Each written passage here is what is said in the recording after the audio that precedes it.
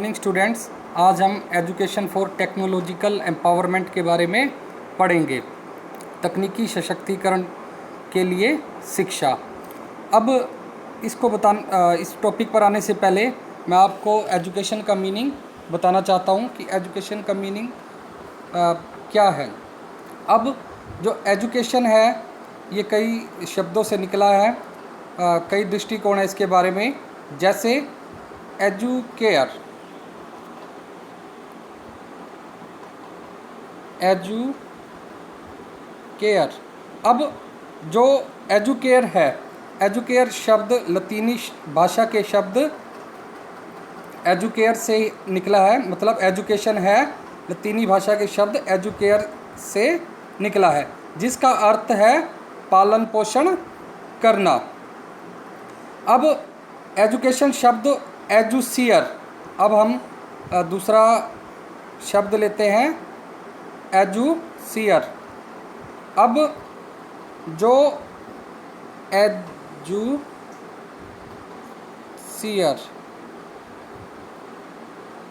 ठीक है, अब जो एजुसियर है ये भी लतीनी भाषा से निकला है और इसका अर्थ है विकसित करना अथवा निकालना। अब तीसरा है एजुकेटम। अब जो ये एजुकेटम है, एजुकेटम,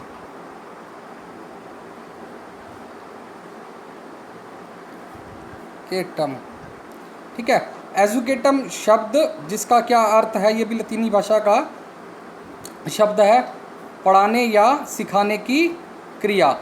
अब अगला शब्द क्या है, एजुको। अब एजुको में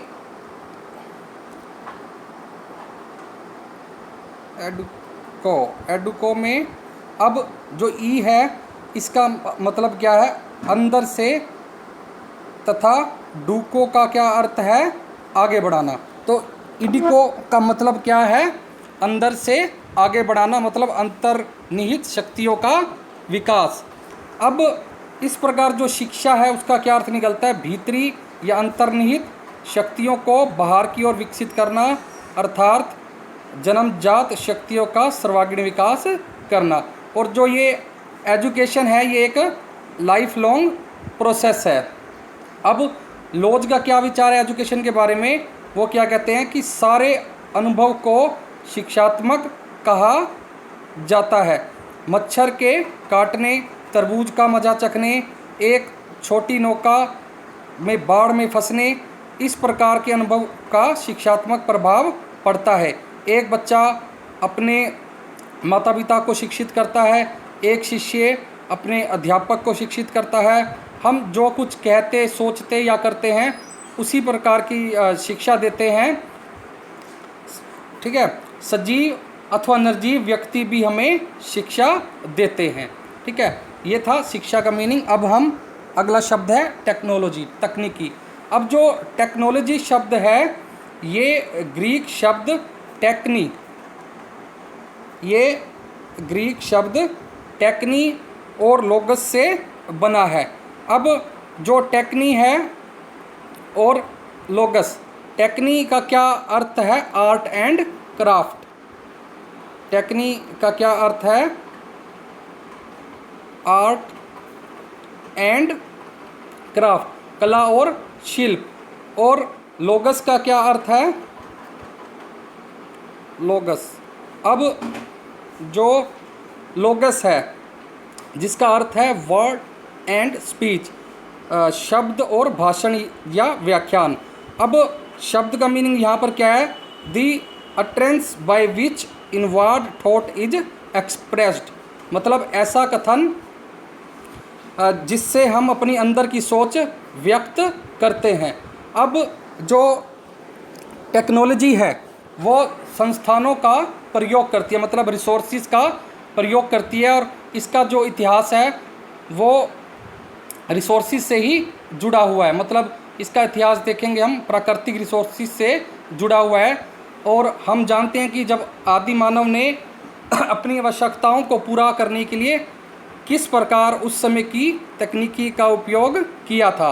और जैसे कहा जाता है necessity is the mother of invention, जो आवश्यकता होती है वो आविष्कार की जननी होती है। और आदि मानव अपनी रोज़मर्रा की ज़िंदगी में अपनी आवश्यकताओं की पूर्ति करते करते उसके दिमाग में नए विचार आ जाते थे और वो उस टेक्नोलॉजी को एडॉप्ट कर लेते थे। जैसे पत्थरों के टकराने से उन्हें पता चला कि आग का पता चला और आग की खोज हुई, और पत्थरों से उन्होंने हथियार बनाना सीखे, औजार बनाना सीखे, पहिए का आविष्कार हुआ और पहिए के आविष्कार से उन्हें बोझ इधर उधर ले जाने में आसानी हुई। और जब हम महाभारत एपिक को पढ़ते हैं तो हम उसमें देखते हैं कि जो संजय थे वो धृतराष्ट्र को युद्ध का सीधा वृत्तांत बता रहे थे। तो ऐसा लगता है कि उस समय जैसे कहा नहीं जा सकता कि आज के युग में ऐसा संभव है, क्योंकि जो इंटरनेट है ऐसा करने में हमें सक्षम बनाता है। हम कहीं पर भी होते हैं तो हम किसी भी चीज़ को लाइव दिखा सकते हैं या देख सकते हैं। और रामायण में भी पुष्पक वाहन के बारे में आपने पढ़ा है कि अब जैसे एरोप्लेन की बात करते हैं हम उसको उससे जोड़कर हम देख सकते हैं। और सिंधु घाटी सभ्यता को भी कई तकनीकी प्रगतियों में प्रथम माना जाता है, जिसमें एक था उनकी विकसित माप प्रणाली। अब उनके पास वजन और लंबाई, द्रव्यमान और समय को मापने के सटीक तरीके थे, लेकिन उनके जो सभी माप थे वो 16 के गुणांकों पर आधारित थे, परंतु जो हमारे मीट्रिक प्रणाली है वो 10 के गुणांकों पर आधारित है। और उनकी गणित और विज्ञान में अच्छी रुचि थी। और जो सिंधु घाटी के लोग थे उन्होंने धातुओं का निर्माण करने के लिए नई तकनीकों को खोजा था और सीसा, कांसा और तांबा का उत्पादन वो करते थे। और आप मोहनजोदड़ो के बारे में पढ़ते हैं, वहाँ भी सबसे अच्छी सीवरेज प्रणाली थी। अब हम जैसे अकबर के बारे में पढ़ते हैं तो उसमें भी अब बताया जाता है इतिहास में कि अकबर ने मेटल सिलेंडर रॉकेट्स को शुरू करवाया था। और फतुल्ला सिराजी जो एक पर्शियन पॉलीमैथ और मैकेनिकल इंजीनियर थे जो अकबर के लिए काम करते थे, उन्होंने भी वोली गन को विकसित किया था। और डेमाकस स्टील लाया गया था जिससे तलवार बड़ी शार्प बनती थी। और सीमलेस सेलेस्टियल ग्लोब की बात करते हैं हम, स्पिनिंग व्हील की बात करते हैं, जीजीस की बात करते हैं। जीजीस क्या थी? एस्ट्रोनॉमिकल टेबल्स और कैलेंडर्स थे, खगोल शास्त्रीय तालिकाएं और पंचांग। और एक जीता जागता उदाहरण आप देख सकते हैं कि महाराजा सवाई जय सिंह जो खगोल शास्त्री थे, उन्होंने दिल्ली में जो जंतर मंतर में आप कभी गए होंगे, पार्क है वहाँ मैशनरी इंस्ट्रूमेंट्स बनवाए थे, ठीक है। और ये इसी तरह से ये जयपुर में भी हैं, वहाँ पर आप देखेंगे कई प्रकार के यंत्र बने हुए हैं, जैसे सम्राट यंत्र है, जयप्रकाश यंत्र है, मिश्रा यंत्र है, ठीक है। तो उस समय भी टेक्नोलॉजी का इस्तेमाल किया जाता था। और चंद्रगुप्त द्वितीय, विक्रमादित्य की जब हम बात करते हैं तो उस टाइम भी आपने देखा कि जो लौह स्तंभ है, जब आप कुतुब मीनार में जाते हैं तो वहाँ लौह स्तंभ का भी निर्माण हुआ है और उसको अब तक जंग नहीं लगा। और इस तरह से जो ये टेक्नोलॉजी है वो शुरू से ही चलती आ रही है, लेकिन इसके जो एस्पेक्ट्स हैं, इसकी जो आइडियाज़ हैं वो बदलते जा रहे हैं। और आजकल हम क्या कर रहे हैं, 3D 7D मूवीज़ भी देख रहे हैं, ठीक है। ये भी क्या है, टेक्नोलॉजी का परिणाम है। जैसे आप अमृतसर के गोबिंदगढ़ किले में जाएंगे तो वहाँ आपको 3D 7D मूवीज़ दिखाई जाती हैं। रणजीत सिंह के बारे में महाराजा रणजीत सिंह के बारे में बताया जाता है, ठीक है। या वर्चुअल रियलिटी भी एक नई टेक्नोलॉजी है, ठीक है। और इस तरह से ये जो टेक्नोलॉजीज विकसित हो रही हैं ये हमारे जीवन को इफ़ेक्ट कर रही हैं, हमारे जीवन को आसान बना रही हैं। और स्पिनिंग जेनी का भी जैसे आविष्कार हुआ था तो उससे क्या था, जो औद्योगिक क्रांति क्षेत्र में परिवर्तन हुए थे। और पुराने समय की टेक्नोलॉजी से गुजरते हुए अब हम स्पेस और अन्य प्लैनेट्स पर भी पहुंच गए हैं, हम मंगल पर पहुंच गए हैं, हम चांद के बारे में जानते हैं, हमें ये भी पता है कि अन्य ग्रहों पर भी वोल्केनोज हैं, ठीक है। हमने नई नई खोजें की हैं। टेलीफोन का आविष्कार हुआ था जिसे अलेक्जेंडर ग्राहम बेल ने 1835 में किया था। लेकिन अब क्या technology, mobile, Android, Apple phones इस तरह की आ गई है, ठीक है। क्लाउड्स टेक्निक्स हैं, ठीक है। अब यानी कि टेक्नोलॉजी के हर क्षेत्र को हमने ग्रहण कर लिया है, हम तकनीकी को बहुत ही आसानी से ग्रहण कर पा रहे हैं, और इसका जो श्रेय जाता है वो किसको जाता है, शिक्षा को जाता है। अब जो ये टेक्नोलॉजीज़ है इसकी भी बहुत टाइप्स हैं, इंफॉर्मेशन टेक्नोलॉजी है, मैकेनिकल टेक्नोलॉजी है, बिल्डिंग कंस्ट्रक्शन टेक्नोलॉजी है, मैन्युफैक्चरिंग टेक्नोलॉजी है, मेडिकल टेक्नोलॉजी है, एग्रीकल्चर एंड बायो टेक्नोलॉजी है, एनर्जी पावर टेक्नोलॉजी है, एस्ट्रोनॉमिकल टेक्नोलॉजी, एजुकेशनल टेक्नोलॉजी है। ठीक है, अब H.J. लीविट क्या कहते हैं, technology is a problem solving invention, is a problem solving invention. मतलब ये एक ऐसा, टेक्नोलॉजी एक ऐसी चीज़ है जिससे हम कोई भी जो प्रॉब्लम है उसको हम हल कर सकते हैं। ठीक है, अब इसका भी जो टेक्नोलॉजिकल एम्पावरमेंट है, टेक्नोलॉजिकल तकनीकी सशक्तिकरण है, इसका क्या मीनिंग है? इसका मीनिंग क्या है कि हम व्यक्तियों को इस बात के लिए प्रेरित करें कि वो विज्ञान का जीवन के प्रत्येक क्षेत्र में प्रभावशाली ढंग से प्रयोग करें, जिससे अपने प्रयासों के अधिकतम लाभ को वो प्राप्त कर सकेंगे और वे स्वयं अपने समाज को प्रगति की ओर अग्रसर कर सकें। यही नहीं, वे सोचने के नज़रिए को भी आधुनिक बनाएं, क्योंकि इसे बदले बिना विज्ञान का प्रयोग करना संभव नहीं हो पाता। अब एजुकेशनल टेक्नोलॉजी की बात करते हैं हम कि एजुकेशनल टेक्नोलॉजी क्या है, मीनिंग ऑफ एजुकेशनल टेक्नोलॉजी। जब टेक्नोलॉजी को एजुकेशन के अंदर यूज़ किया जा रहा है सिंपल वर्ड्स में, तो इसे हम एजुकेशनल टेक्नोलॉजी कहते हैं। अब रॉबर्ट ए कॉक्स ने क्या कहा है कि मानव की सीखने की परिस्थितियों में, रॉबर्ट ए कॉक्स मानव की सीखने की परिस्थितियों में वैज्ञानिक प्रक्रिया के प्रयोग को शैक्षिक तकनीकी कहते हैं। और एस कुलकर्णी ने क्या कहा है कि तकनीकी तथा विज्ञान के आविष्कारों तथा नियमों का शिक्षा की प्रक्रिया में प्रयोग करने को शैक्षिक तकनीकी कहा जाता है। मतलब फिजिकल हार्डवेयर है, सॉफ्टवेयर है, एजुकेशनल थ्योरीज है, ठीक है, और इनकी जो प्रैक्टिस है किसको, टू फैसिलिटेट लर्निंग को, जो हम अधिगम करते हैं उसको आसान बनाने में जो ये चीज़ें यूज़ हो रही हैं इसे हम एजुकेशनल टेक्नोलॉजी कहते हैं। ठीक है, अब ये जो एजुकेशनल टेक्नोलॉजी है, Four of the Sustainable Development Goals, quality education. How should technology be used in the classroom? Technology is rapidly evolving and is introduced to children at an early age. Kids are playing outside less and are more likely to play अब आप इस clip को देखकर समझ सकते हैं कि जो टेक्नोलॉजी है वो कक्ष में कैसे यूज़ की जा रही है बच्चों को फैसिलिटेट करने के लिए। Instead of paying attention in class, many students are on their phones texting and using social media. विभिन्न प्रकार के जो सॉफ्टवेयर हैं वो स्टूडेंट यूज़ कर रहे हैं। Cause their grades to slip, and disciplinary actions such as detention and suspensions can impact their learning negatively.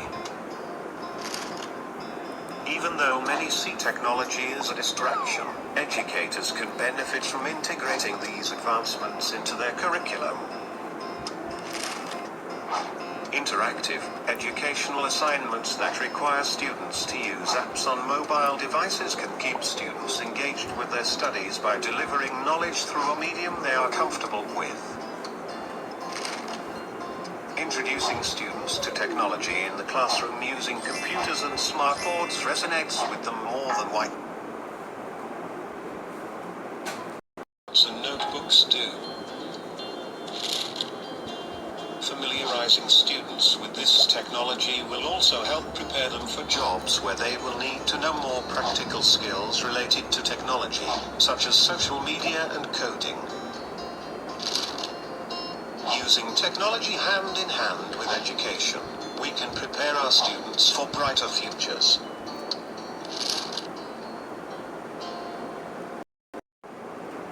अब हम बात करते हैं role of education in technological empowerment, तकनीकी सशक्तिकरण में शिक्षा की भूमिका। एजुकेशन डेवलप्स इंटेलेक्चुअल कैपेसिटीज़, जो शिक्षा है वो बौद्धिक शक्तियों का विकास करती है। जो तकनीकी है, तकनीकी विकास विज्ञान पर आधारित है, अतः व्यक्ति में चिंतन, तर्क और विश्लेषण करने की क्षमताओं का विकास होना आवश्यक है। और जो शिक्षा है वो साइंस, मतलब उसमें इस शिक्षा साइंस का विकास करती है, और जिससे वे जो हम हैं वो क्षेत्र में नया करने व जीवन में उसे उपयोग करने में हम सक्षम हो पाते हैं। अब जैसे बिजली के बल्ब का जो आविष्कार था वो एडिसन ने किया था, और 10,000 बार से अधिक बार वो असफल हुए थे, जिस पर उन्होंने कहा था मैं कभी नाकाम नहीं हुआ, बल्कि मैंने 10,000 ऐसे रास्ते निकाले जो मेरे काम के नहीं थे, मतलब मेरे काम नहीं आ सके। और एडिसन ने अपनी पहली प्रयोगशाला सिर्फ 10 साल की आयु में ही बना ली थी। उनकी माँ ने उन्हें एक ऐसी पुस्तक दी जिसमें कई रासायनिक प्रयोग दिए हुए थे। एडिसन को यह पुस्तक भा गई और उन्होंने अपने सारे पैसे रसायनों पर खर्च कर कर यह सारे प्रयोग कर डाले। मतलब एक शिक्षा से ही कितना बड़ा डेवलपमेंट, कितनी बड़ी इन्वेंशंस हुई थी। मतलब एक बुक से उनका जो अटैचमेंट हो गया, फिर उन्होंने उस पर प्रयोग करने शुरू कर दिए। और इसी तरह जब जैसे हम और पैसे कमाने के लिए वह ट्रेन में अखबार और सब्जी बेचते थे। आपने हमारे जो राष्ट्रपति थे श्री अब्दुल कलाम, उनके बारे में भी सुना होगा कि वो रामेश्वर में भी स्टेशन पर अखबार बेचते थे। अब जो शिक्षा है तो ये क्या करती है, बौद्धिक शक्तियों का विकास करती है। जैसे मैथमेटिक्स में हम सोचते हैं कि ये इसका आंसर कैसे निकलेगा, या इसका शॉर्टकट कैसे आएगा, ठीक है, या और तरीक़ों को अपनाते हैं हम, ठीक है। माइंड गेम्स खेल रहे हैं मोबाइल पर, कि बच्चे गेम्स खेलते हैं और उसमें जो क्रिएटिविटी है, मतलब जो एक सॉल्यूशन पावर है, एक इंटेलेक्चुअल पावर है, वो बढ़ती है, कि बच्चों को पता लग जाता है कि अल्टरनेशन क्या हो सकता है, सही आंसर क्या हो सकता है, ठीक है। अब अगला क्या है, डेवलप्स क्रिएटिविटी, सृजनात्मकता का विकास, कि शिक्षा ही व्यक्ति में सृजनात्मक क्षमताओं का विकास करती है, कि शिक्षा से ही है जो बच्चे हैं वो क्रिएटिव हो पाते हैं। आप बच्चे ड्राइंग सीखते हैं और कोकुलर एक्टिविटीज़ स्कूल में करते हैं, तो उससे बच्चे में क्या होती है, क्रिएटिविटी आती है, ठीक है। अब जैसे स्मार्ट स्कूल बैग का आविष्कार किया था एक बच्चे ने, आर्यन तनवर ने। तो ये जो स्मार्ट स्कूल बैग है ये क्या बताता है आपको, कि जो टाइम टेबल के अनुसार कि आपको इस पुस्तक की आवश्यकता है या नहीं है, ये आपको बैग बता देता है। फिर एक बच्चे ने, हेमकेश अग्रवाल ने क्या किया था, ऑटोमेटिक होम सर्विलेंस बोट बनाई है, जिसमें वो जो सर्विलेंस है वो मोशन को डिटेक्ट कर लेती है। मतलब कोई थीफ वगैरह, चोर वगैरह घर पे आएगा तो वो आपको अलर्ट कर देती है, और किसी की अनुपस्थिति में अगर वहाँ पर आग लग जाती है तो इसका भी पता लग जाता है, ठीक है। जैसे आप सेंसर्स, मतलब आप देखते हैं कि सेंसर्स यूज़ हो रहे हैं एस्केलेटर्स पर, अब जब जाते हैं तो सेंसर्स यूज़ होती है, इस पर की टेक्निक्स यूज़ की जा रही हैं। अब शिक्षा के विभिन्न क्षेत्रों में आपको प्रोजेक्ट दिए जाते हैं, जिससे क्या होती है, सृजनात्मकता बढ़ती है। और जो हमारे अब्दुल कलाम थे राष्ट्रपति, उन्होंने क्या कहा था, learning gives creativity, creativity leads to thinking, thinking provides knowledge and knowledge makes you great. मतलब क्रिएटिविटी लर्निंग से ही आती है, और जो सृजनात्मकता है उससे आप सोच सकते हैं, सोच से ज्ञान आता है, और जो ज्ञान है वो आपको महान बनाता है। अब तीसरा पॉइंट है, चेंजेस द थिंकिंग, व्यक्ति की सोच में परिवर्तन। अब तकनीकी सशक्तिकरण तभी संभव है जब लोगों की सोच में बदलाव हो, वो कार्य करने व सोचने की नवीन तरीकों को अपनाएं। शिक्षा द्वारा ही उनकी सोच में परिवर्तन संभव है। अब विज्ञान में स्टूडेंट्स एक्टिविटी करते हैं, उसके बारे में नया करने की सोचते हैं, ठीक है, उनको कई प्रोजेक्ट्स दिए जाते हैं, ठीक है। तो ये जो चीज़ें हैं, और उनके जैसे प्रोजेक्ट्स होते हैं तो उनकी जो सोच में परिवर्तन करने के लिए होते हैं। जैसे बच्चों को कहा जाता है कि लोहार की दुकान पर जाइए और देखिए किस प्रकार धातुओं को ढाला जाता है, या निकटवर्ती डेयरी में जाइए और देखिए कि दूध से क्रीम को पृथक करने की जो प्रक्रम है उसको देखिए, उसकी व्याख्या करें। या जेड की आकृति के बॉक्स में 2 दर्पण लगाकर एक सरल पेरिस्कोप बना सकते हैं। कंपोस्ट उत्पादन के बारे में आप देख सकते हैं। तो इस प्रकार के प्रोजेक्ट बच्चे को दिए जाते हैं ताकि उसकी जो सोच है उसमें परिवर्तन हो, ठीक है। और नया कुछ सीखे। नवीनतम जानकारी प्रदान करना। अब जो शिक्षा है वो नवीनतम जानकारी प्रदान करती है। शिक्षा चिकित्सा उद्योग तथा संचार आदि क्षेत्रों में विज्ञान में क्या क्या सुविधाएं उपलब्ध कराई गई इसकी जानकारी हमें मिलती है। जैसे बोनसाई है, बोनसाई में क्या होता है, कल्टीवेशन टेक्निक्स है, जो स्मॉल ट्रीज़ हैं उनकी एक मिनिएचर बनाया जाता है या स्टाइल है नेचर का, वो मतलब जैसे पीपल है, फाइकस है, ठीक है, या रबड़ प्लांट्स है, तो ये बड़े होते हैं लेकिन उनको छोटा रूप दर्शाया जाता है। और साइंस लेबोरेटरी में कई एक्सपेरिमेंट किए जाते हैं जिससे जो बच्चा है वो नएपन अपनाने की भावना उसमें विकसित होती है।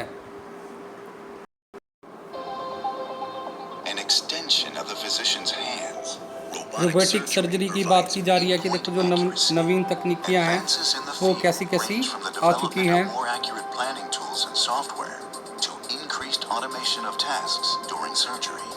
Precision surgical arms designed for proper instrument positioning and implantation during spinal surgery increase surgeon precision.